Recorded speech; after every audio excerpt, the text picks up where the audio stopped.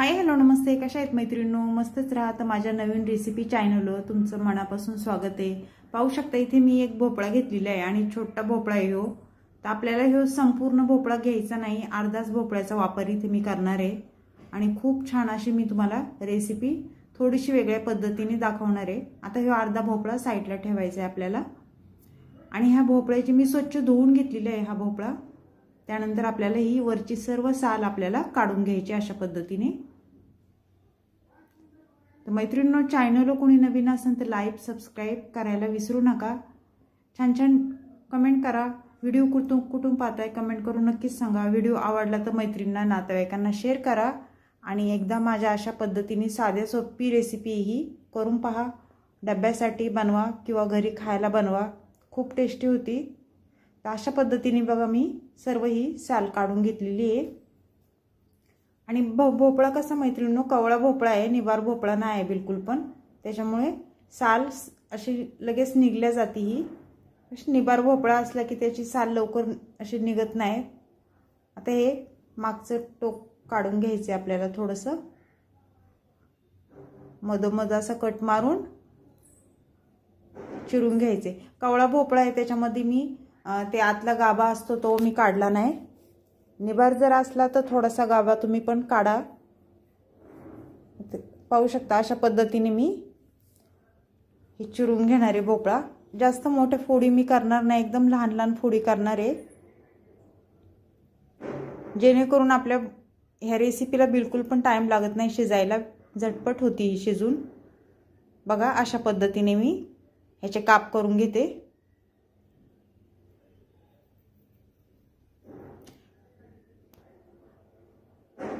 थोडीशी वेगळी पद्धत आहे मैत्रिणींनो, नाही तर तुम्ही जसं करता तसंच मी पण बनवलेलं आहे. पण तरी पण तुम्ही बघा संपूर्ण, तुम्हाला आवडला तर रेसिपी नक्कीच करून बघा. अशा प्रकारे मी दुसरा पण हा अर्धा भोपळा चिरून घेते.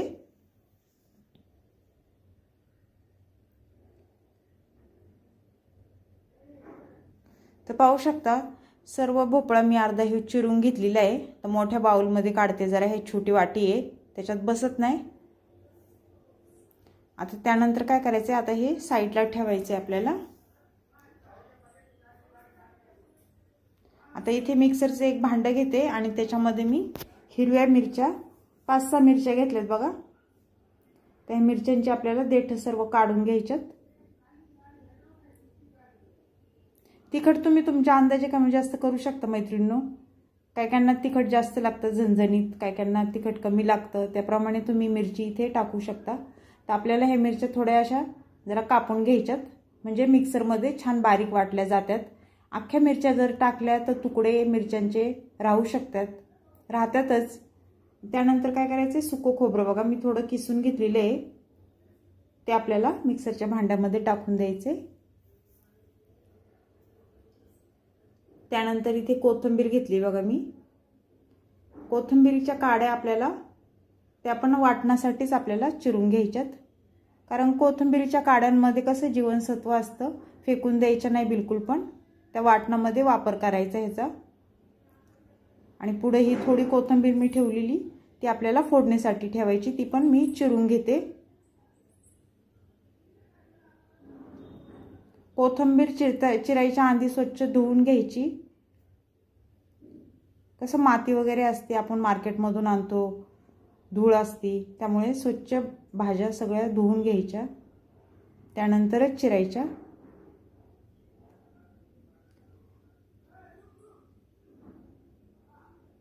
आता हे काय करायचं आपल्याला, ह्याच्यामध्ये लसणाची आणि अद्रकची पेस्ट मी टाकणार आहे.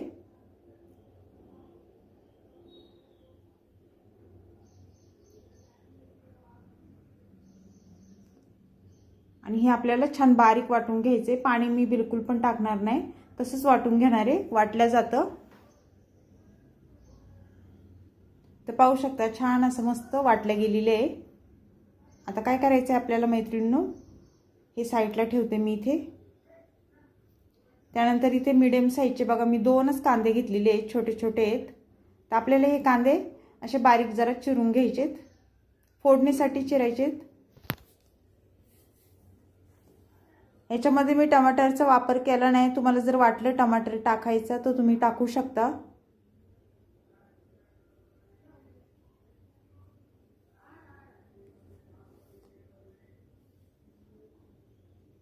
मैत्रिणींनो, व्हिडिओ पाहता पाहता लाईक नक्कीच करा।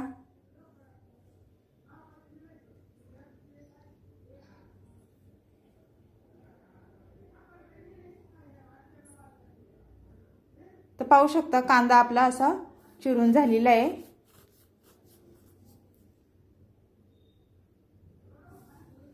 आता इथे गॅस पेटवून घ्यायचा आहे आपल्याला आणि गॅसवर मी छोटी कढई ठेवून घेते बघा।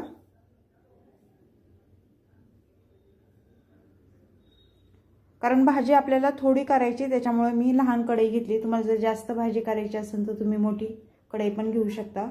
इथे कढई गरम झाल्याच्या नंतर इथे मी तेल टाकून घेतले, एक पळी तेल टाकले अंदाजे। तेल तुम्ही तुमच्या अंदाजे कमी जास्त करू शकता।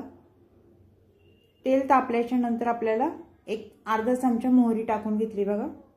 मोहरी छान तडतडली की जिरं टाकून घ्यायचे अर्धा चमचा। जिरं छान फुललं की कांदा लगेच आपल्याला 2 मीडियम साईजचे कांदे आपण चिरून घेतलेले ते टाकून दिलेत मी। आणि कांदा चांगला आता तेलावर आपल्याला परतून घ्यायचा अशा पद्धतीने।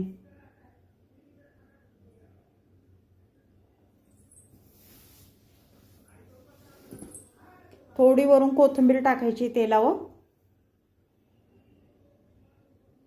कोथिंबीर पण तेलावर चांगली परतून घ्यायची। कोथिंबीरीचा अर्क तेलामध्ये उतरला जातो, भाजीला एक छान मस्त अशी टेस्ट येते मैत्रिणींनो। त्याच्यामुळे तेलामध्ये कोथिंबीर तुम्ही पण टाकीत जा। आता एक चमचा आपल्याला इथे हळद टाकून घ्यायची बघा। हळद तेलावर कांद्यासोबत चांगली परतून घ्यायची आणि त्यानंतर जे मी वाटून घेतलेलं हिरवी मिरची, लसूण, अद्रक लसणाची पेस्ट, खोबरं ते ह्याच्यामध्ये टाकून द्यायचे आणि हा मसाला आपल्याला 1 मिनिट चांगला परतून घेऊन छान परतून घ्यायचा आहे।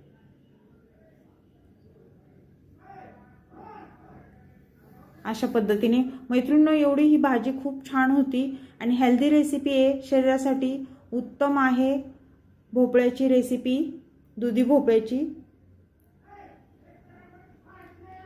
तर छान हे मिक्स करून झालेले आहे बघा। हा मसाला चांगला परतला ना म्हणजे कसं भाजीला पण खूप छान टेस्ट येते।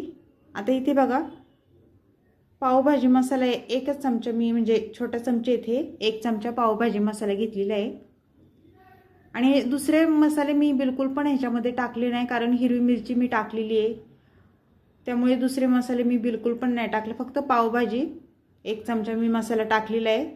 आता हे मसाले छान परतून झाले की आपल्याला भोपळा टाकून घ्यायचा आहे त्याच्यामध्ये। भोपळा मसाल्यासोबत चांगला परतून घ्यायचा आहे आपल्याला 1 मिनिट अशा पद्धतीने।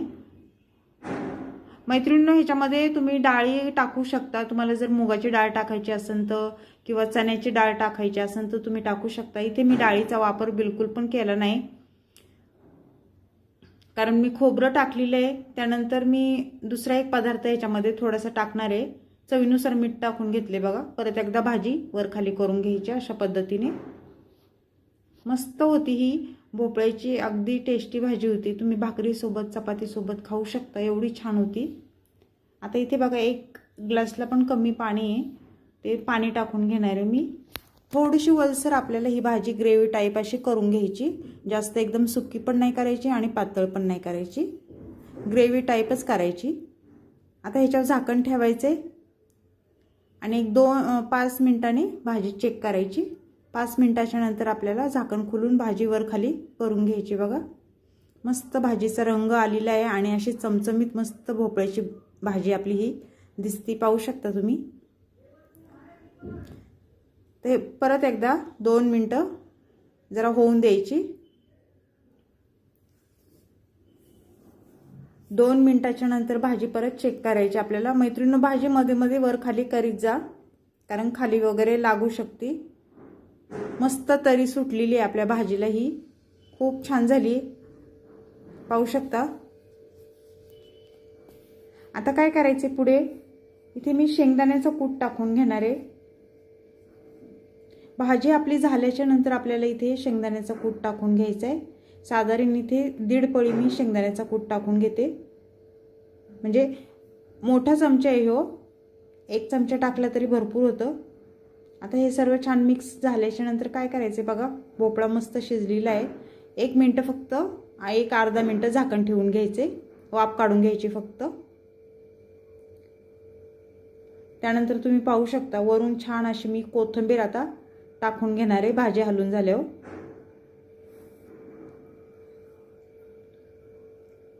बिना डाळीचा पण भोपळा खूप छान होतो. एकदा अशा पद्धतीने नक्कीच करून पहा मैत्रिणींनो.